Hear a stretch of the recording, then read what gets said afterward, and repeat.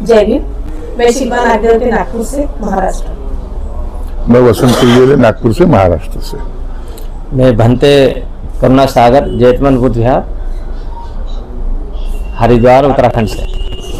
भंते जी 13 तारीख को जब महाबोधि महाविहार के अंदर ये कांड हुआ मारपिटाई वाला, उस समय आप थे वहाँ पर, वो वीडियो में भी आप हैं। हालांकि भंते लोगों को इतना गुस्सा नहीं आता है, लेकिन ऐसा क्या हुआ था कि आपको गुस्सा आया और आपने वहाँ सभी को ललकारा कि हमारी बहन बेटियों के ऊपर आप हाथ डाल रहे, मारपिटाई कर रहे, बाल पकड़कर खींच रहे, वो वीडियो में आप बोल भी रहे हैं। तो क्या पूरा मामला था, हमारे दर्शक जानना चाहते हैं, क्योंकि उस मामले को अभी तक किसी ने उजागर नहीं किया है। तो हम ये चाह रहे हैं कि आप लोगों के माध्यम से, क्योंकि आप तीनों लोग उस दिन वहाँ पर थे जी, तो कम से कम आप तीनों लोग बताएंगे तो हमारे दर्शकों तक ये आवाज जाएगी। और कहीं ना कहीं भंते वीराचार्य जी के ऊपर जो आरोप लगाए गए हैं निराधार, उसकी पोल हम खोल पाएंगे। पहला मैं आपको बताना चाहूँगा सभी को नमो बुद्धाय, नमो बुद्धाय, जय भीम। और बहुजन मीडिया है उनको अभी मैं वेलकम करता हूँ कि ये पल पल की खबरें देश दुनिया में दिखाते हैं। तो मेरा जो आगामी जो मेरा बात है, मैं कहूँ कि भंते विनयाचार्य के साथ में जब से ये आंदोलन चला, मैं उनकी एक साथ साथ उनके रहा। और जो आप कह रहे कि 13 तारीख का मामला है, 13 तारीख का मामला ये है कि हम दिन में भी मीटिंग हुई थी मॉनेस्ट्री में, तो एक होटल में भी हमारी आपसी मीटिंग चल रही थी, जिसमें करुणाशील भंते जी भी थे, मैं भी था और बौद्ध उपासक भी थे। तो वहाँ मीटिंग में होते होते दिन में हमारे कुछ उपासक आए हैं, शायद महाराष्ट्र के तो थे नहीं कि और के थे। तो जो डंगेश्वरी बुद्ध विहार है हमारा, वहाँ पे कुछ जो मनवादी सोच के थे, उन्होंने उनके ऊपर हमला किया, महिलाओं के ऊपर भी। वो वीडियो बनी है, डंडा चला रहे थे। हाँ, वो हुआ ना। तो उनका जो सर फटा हुआ था, तो वे लोग हमारे पास आए डायरेक्टली। अच्छा। उस टाइम पे मीटिंग चल रही थी हमारी, तो हमने निरस्त करके अपनी मीटिंग, उनकी बातों को सुना गया। तो सुनने के बाद हमने उनको बोला कि भाई ऐसे होना तो गलत है। देखो यहाँ सब आस्था है हमारे बुद्ध के प्रति, और वे अपने आस्था के प्रति वहाँ गए हैं, और ये गलत है। तो हमने इस पे कि हम चर्चा करेंगे, कोई बात नहीं, आप भाई प्रशासन से मिलेंगे कि वहाँ की फोर्स बढ़ाई जाए, ऐसे घटना ना हो हमारे उपासक के ऊपर, बहन बेटियों के ऊपर। तो वो हो गया। उसके बाद फिर शाम के टाइम फिर दोबारा हमारी एक मीटिंग चल रही थी लगभग 7 से 8 बजे, जो कि इसमें महाराष्ट्र के कुछ उपासक और उपासिका हमारे बहन बेटियाँ वहाँ मीटिंग ले रहे थे, विनयाचार्य थे हमारे साथ में, मैं था और एक भंते हरियाणा के हैं, ठीक है।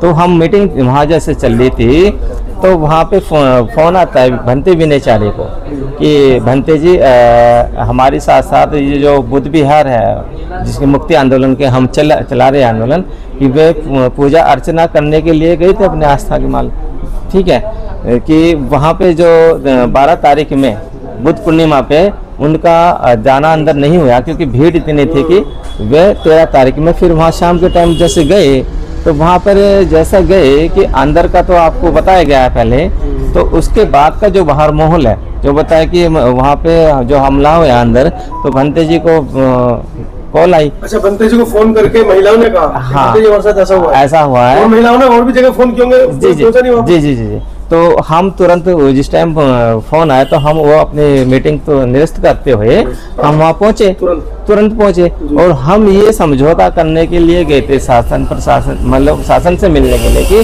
कि वहाँ जो चूक हुई है प्रशासन से, और भीड़ इतनी है कि आप अपना प्रशासन बढ़ाएं। हम ये नहीं गए थे कि हम वहाँ कोई मारपीट करने के लिए गए थे, या भंते जी कोई गलत इसी तरह से हम लोग गए थे। तो वीडियो में दिख रहा है, लोगों को साफ दिख रहा था। तो दूसरी बात यह है कि अंदर और बाहर भी आप देख रहे हैं खुले से जो मनवादी लोग हैं, वे जय श्री राम का नारा लगा रहे हैं। जी, खुला, वो तो वीडियो में शूट ही है, सारी शूट आ रहा है ना, सब दिख रहा है। लेकिन उनकी प्लान ये थी आपस में भिड़ाना, लेकिन हमारा ये था कि हम बचाव करके कि वहाँ का शासन को बढ़ाया जाए। हमारी मांग ये थी कि हमारी बहन बेटियों के साथ ये हरकतें क्यों की, बाल खींच के क्यों उनको ले जाया गया, और हमारे जो भिक्षु थे उनको भी मारपीट की, एक भिक्षु को भी मारा है। तो हम इस चर्चा पे उसको शांत कराने के लिए तो वीडियो में तक कहा कि हमारे मुंह पे घूंसे मारे। हाँ, वो बुरा निंदे है था। और ये चीज मेरे जब सामने निकल के आई, ये बहन भी साथ में थी, इनकी भी साथ में मान लो वहाँ पे मार पिटाई हुई जो भी है, तो मेरे को उस चीज को अकड़ी हो कि हमारी बहन बेटी उपासक के साथ ऐसे हरकत होना निंदनीय है बिल्कुल। तो मुझे इसलिए मुझे उस चीज में क्रोध आया कि हम ये बर्दाश्त नहीं कर सकते जो हमारी बहन बेटियों को बाल खींच के रोंदे या उनको गाली गलौज करे। क्या हमारा कोई आस्था नहीं है? आस्था उन्हीं की है। हमें किसी राम से, किसी धर्म से कोई दुश्मनी नहीं है, लेकिन हमारा जो बौद्ध विहार है वहाँ से जय श्री राम के नारे लगा रही है, वो हमारे लिए दुख का कारण है। इसमें रही भी नहीं चाह रही है कि जो एफआईआर है वो पहले भी हुई थी, क्योंकि उन्होंने पहले जो दिखाया गया उसके ऊपर वो एफआईआर हुई फिर। लेकिन ये तो सीधा सीधा है, जो प्रज्ञाशील है भंते सुमित रतन है, ठीक है, सुमित पाल जी ने उन्होंने वहाँ 13 तारीख में ही उन्होंने एप्लीकेशन लिखी, वो तो साफ दिख रहा है। लेकिन ये इसमें भी बड़ा अपमान है, एक भिक्षु और एक भिक्षु के ऊपर एप्लीकेशन डाउनलोड कर रहा है, तो ये मैसेज क्या जाएगा? जिसमें कि भिक्षु संघ का बड़ा करुणा मैत्री का एक वो रहता है कि समाज को दिशा निर्देश देते हैं, और एक भिक्षु ही भिक्षु का दुश्मन हो रहा है।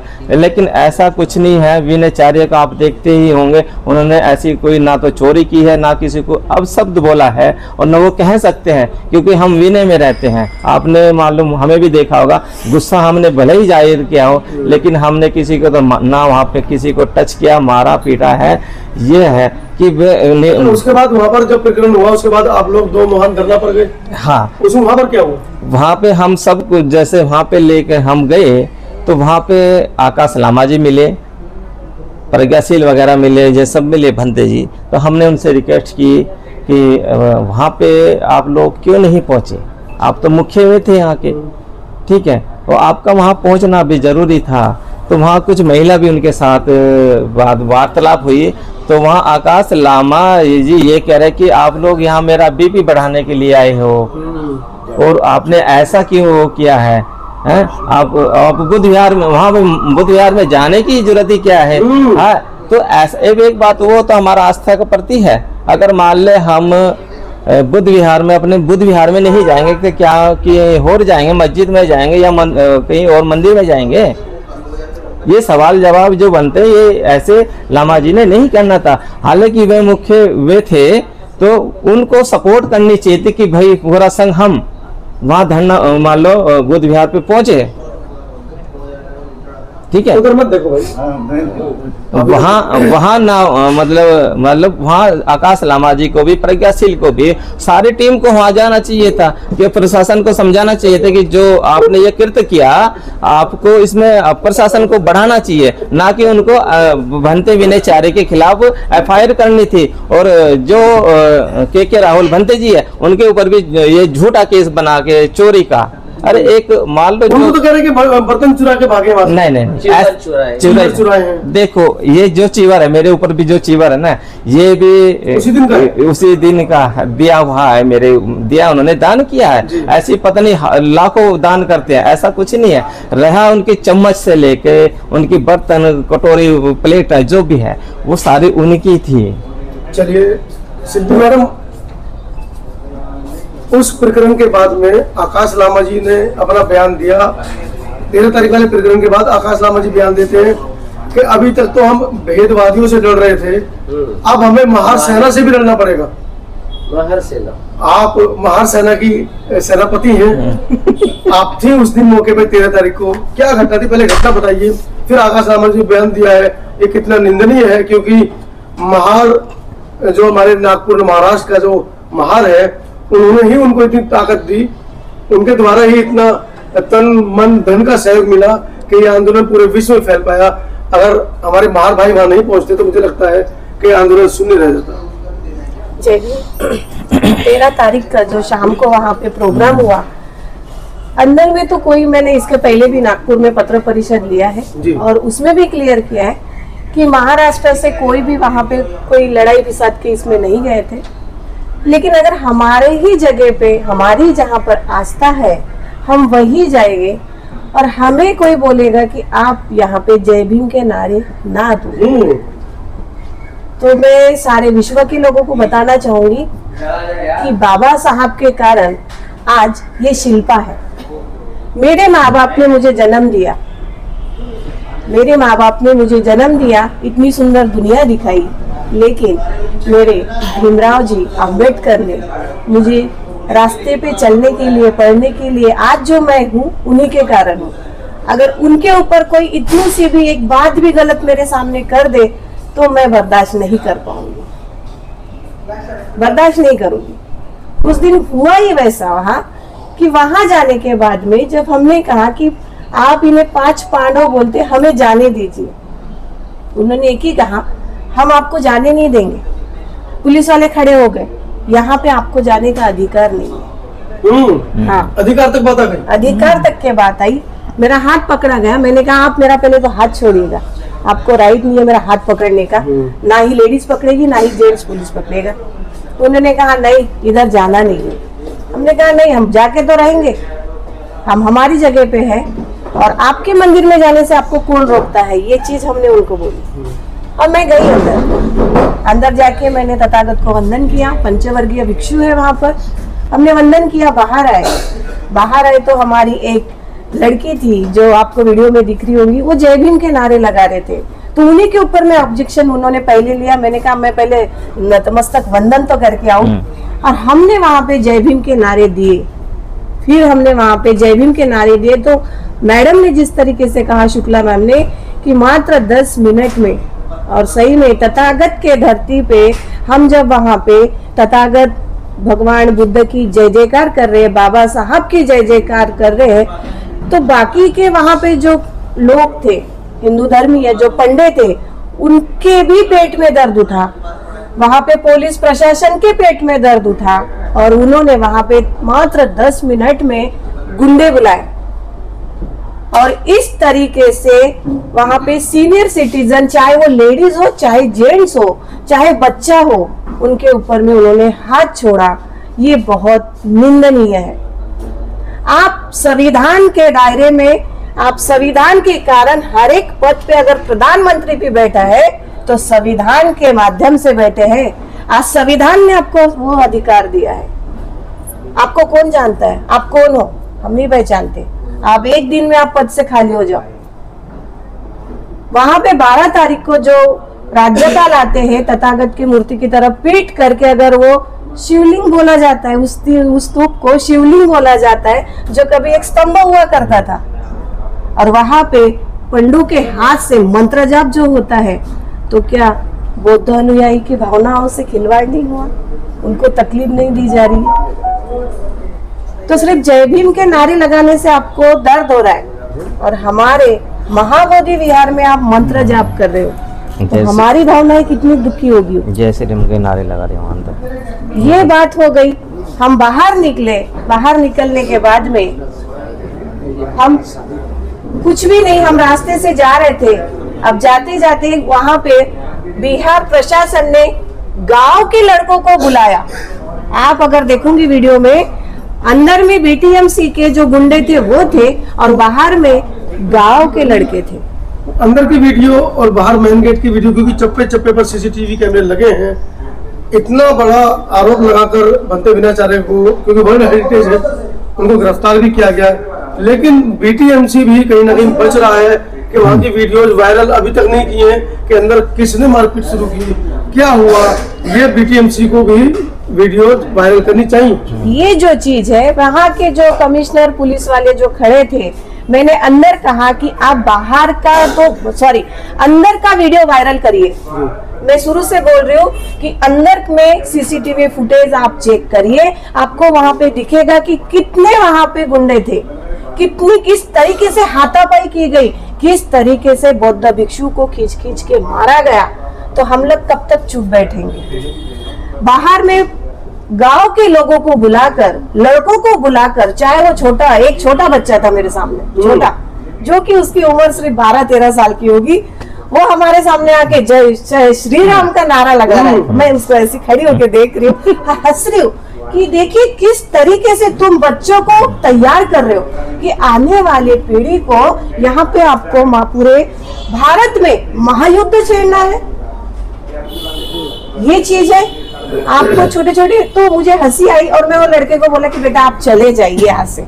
मैंने ये चीज वो लड़के को कही। और जय श्री राम के नारे देने के लिए जो बाहर से लड़कों को बुलाया गया, हमने वहां पे भी कहा पुलिस प्रशासन आप देखिए वहां पे ऐसे खड़े हैं, मैंने उनको भी कहा कि देखिए आप हमें हाथ नहीं लगा रहे हो, लेकिन आप इस तरीके के गुंडे बुलाकर हम पे अन्याय कर रहे हो, हमें यहाँ पे मारा पीटा जा रहा है। एक तो जहाँ पे ऐसे ई रिक्शा खड़े थे तो ई रिक्शा के तरफ से कुछ लड़कों की लहर आई जिनके हाथ में सिर्फ डंडे थे।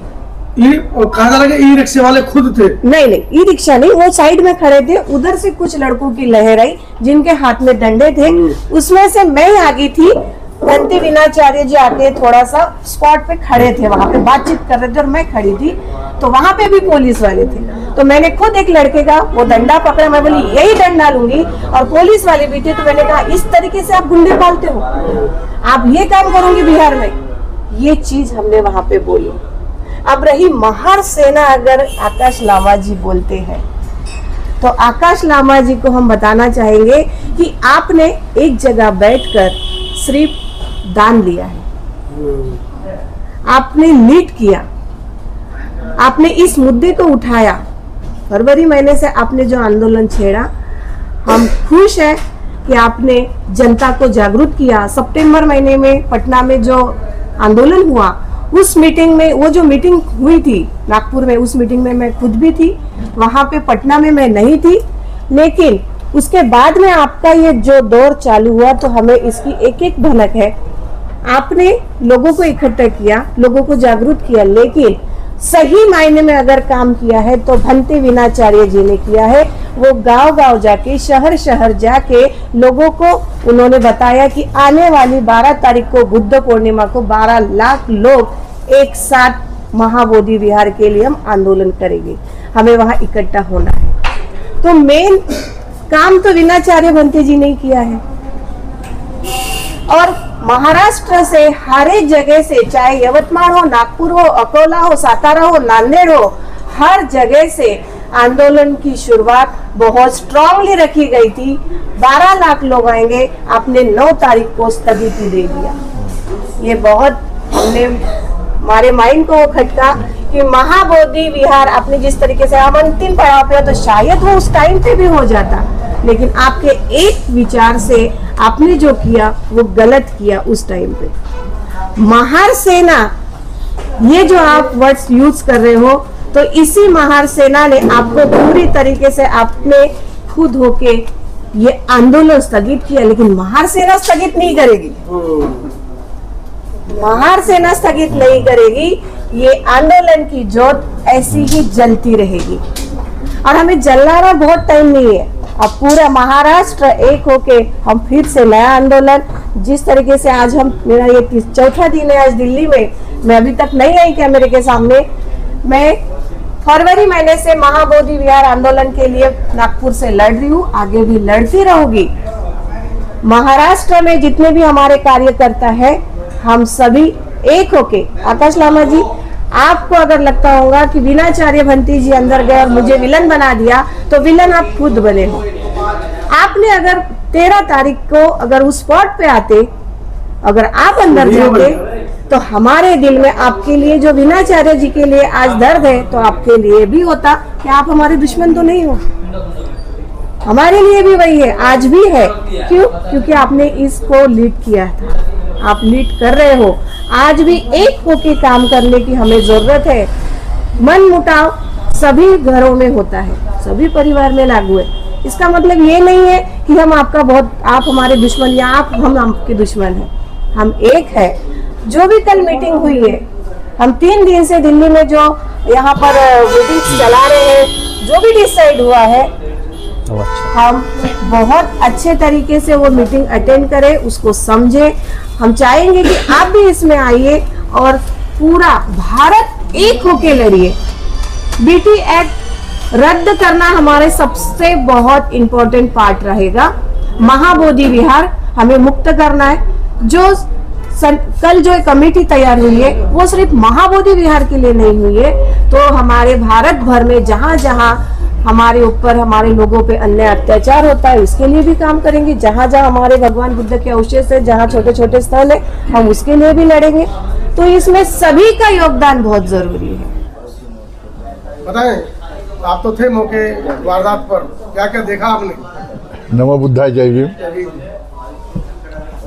साथियों, हमारे वजह से बनते विनाचार्य जेल में है, इसका कारण आप सब लोगों को मालूम है। 13 तारीख के शाम को, रात को अगर अंदर में मारपीट नहीं होती, हम लोगों को मारा नहीं जाता, तो हम बाहर आके किसको बताएंगे करके हमने अपने धर्म गुरु को बुलाया और उसका ही खामियाजा उनको भुगतना पड़ रहा है। अंदर की बात बाहर नहीं आना चाहिए। मैं बार बार बता रहा हूँ कि अंदर जो सीसी कैमरे है उसमें सारे फुटेज मिल जाएंगे कि किसकी गलती है, क्या गलती है। 5 भंते जी के जो मूर्तियाँ थी वो पांडव कैसे बनाए गए, ये भी चीज़ें पूरे वर्ल्ड को दिखेगी। वो नहीं चाहते कि ये चीज़ें किसी को पता चले। आप बताते रहिए। हाँ, और इसीलिए वो अंदर की बात बाहर नहीं आने देना चाहते। मैं तो सबसे पहले अभी जो बुद्धिस्ट समन्वय संघ बना उसका बहुत बहुत आभारी हूँ कि बुद्धिस्ट समन्वय संघ में, जैसे भी इसके हमारे पहले बताया गया कि लामा ये भी बुद्ध थे और बहुत सारे बुद्ध थे, पर एकजुटता नहीं थी, समन्वय नहीं था। इसलिए सारे हिंदुस्तान के जो भी कुछ विभिन्न प्रकार के बुद्धिस्ट होंगे, आपस में होंगे, वो सारे समन्वय समिति में आ जाएंगे, संघ में आ जाएंगे और हम एकजुटता से ये काम करेंगे। इसलिए मैं इनका बहुत बहुत धन्यवाद देता हूँ। रही बात महाराष्ट्र के महार सेना की, तो पहली बार हमारी महार सेना वहाँ खामोश रही साहब।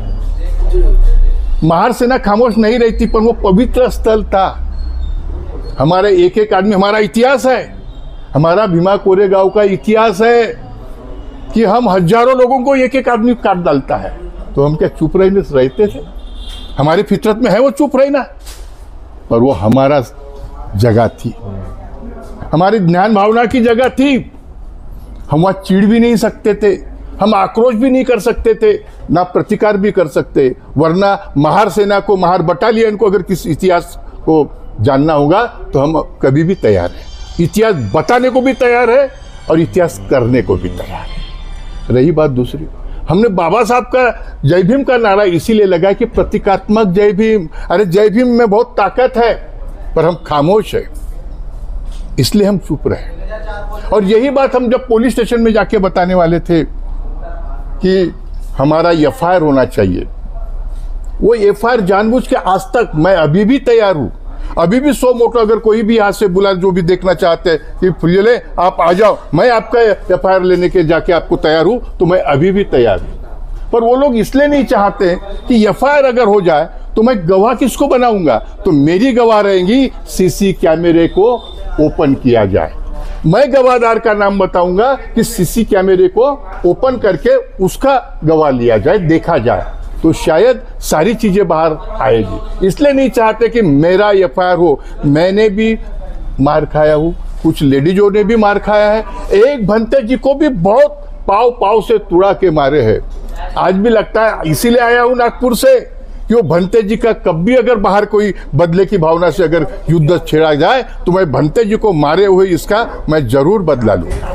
वो बीटीएमसी के लड़के को मैं देखता हूँ, वो टी शर्ट पहन के थे। भंते विनाचार्य को फंसाने का षड्यंत्र किसने किया? विनाचार्यों को फंसाने का षड्यंत्र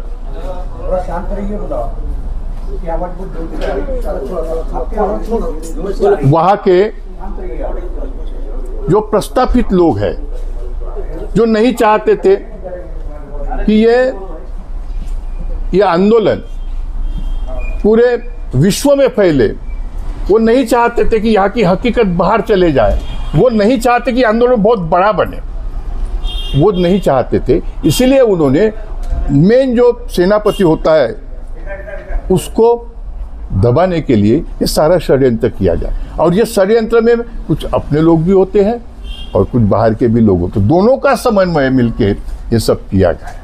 पर दर्द इसी बात का लगता है कि हम लोगों ने अगर बाहर प्रतिक्रिया नहीं दिए रहते, तो वीणाचार्य भंते जी को नहीं बुलाए रहते, तो आज भंते जी जेल में नहीं होते। मैं वीणाचार्य भंते जी से भी माफ़ी मांगता हूँ कि हमारी गलती हमने चुपचाप सहन कर लेना चाहिए, पर हमारे में फितरत में नहीं है, इसलिए हमने बाहर आके वो आक्रोश किए और उसका परिणाम वीणाचार्य भंते जी को भोगना पड़ा।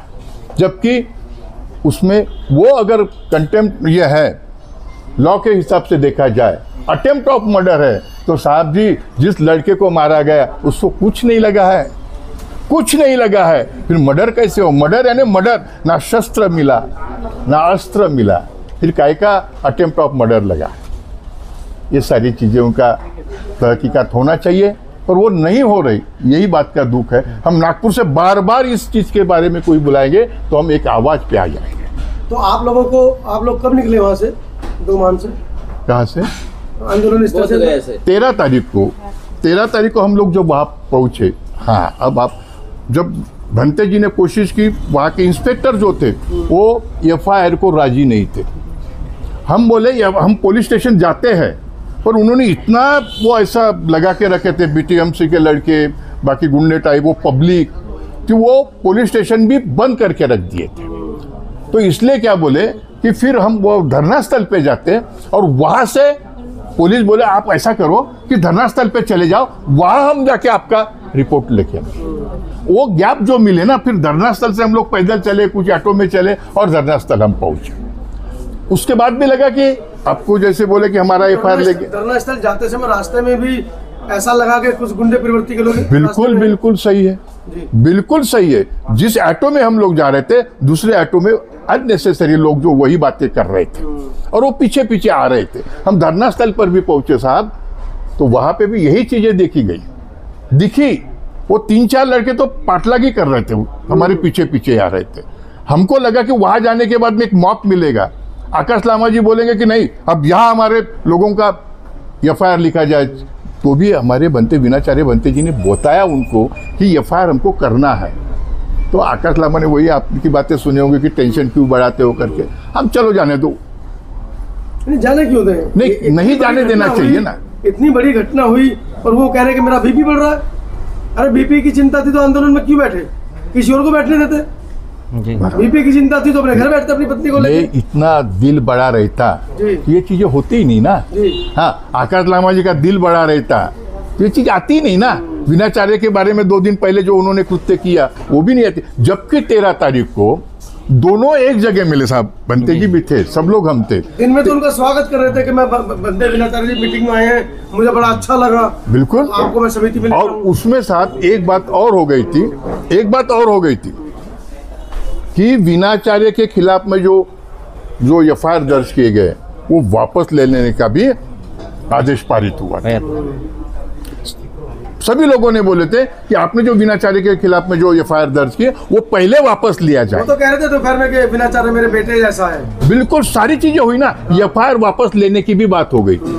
फिर वो FIR वापस क्यों नहीं लिया गया, क्या वजह थी? आज वो FIR अगर वापस होते तो ये केस में वीणाचार्य को ज्यादा दिन रख नहीं सकते थे, पर वो केसों का उन्होंने जो press note, police press note जो है उसमें यही चीजें लिखी है कि इनके ऊपर में पहले से भी केसेस दर्ज है। अगर वो केस उस दिन वापस हो जाती तो ये सारी चीजें आती नहीं थी। चलो एक मिनट जी बोलना चाहूंगी।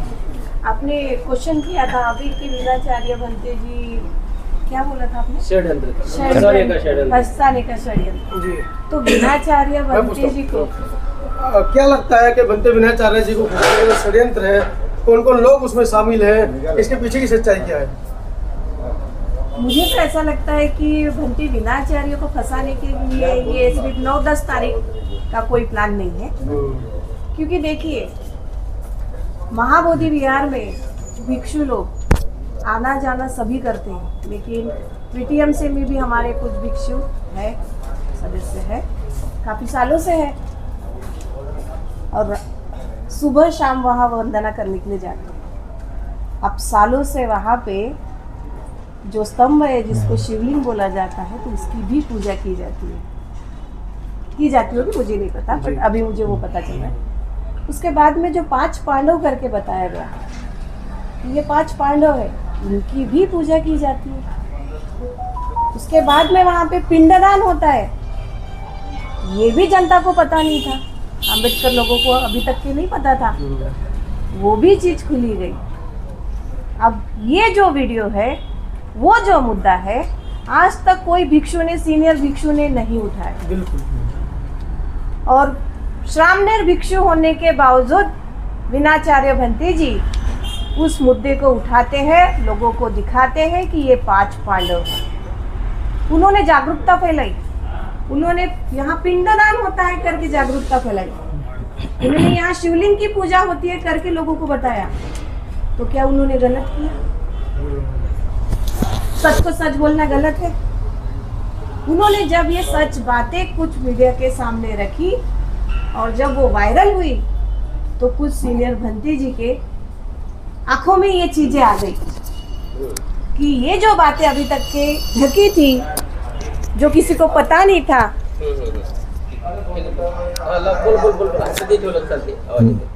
जो पता ही नहीं था लोगों को, वो आज लोगों के सामने आ रही है। वो छोटी छोटी बातें, छोटी नहीं है, बहुत बड़ी बड़ी बातें थी वो।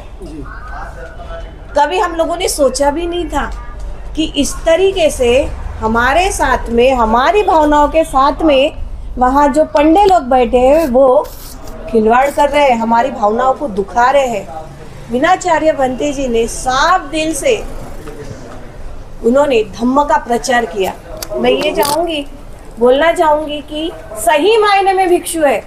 जो भिक्षु उनको बोलते हैं कि हम उनका चिवर उतारेंगे, तो चिवर तो कीर्ति भंते जी का उतरना चाहिए।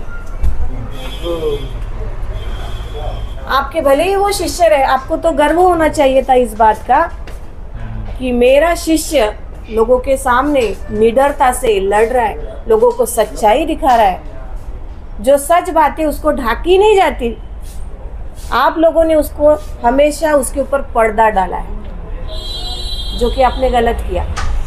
और इसीलिए विनाचार्य भंते जी कुछ भिक्षुओं के नजर में गलत साबित हो, हटक रहे।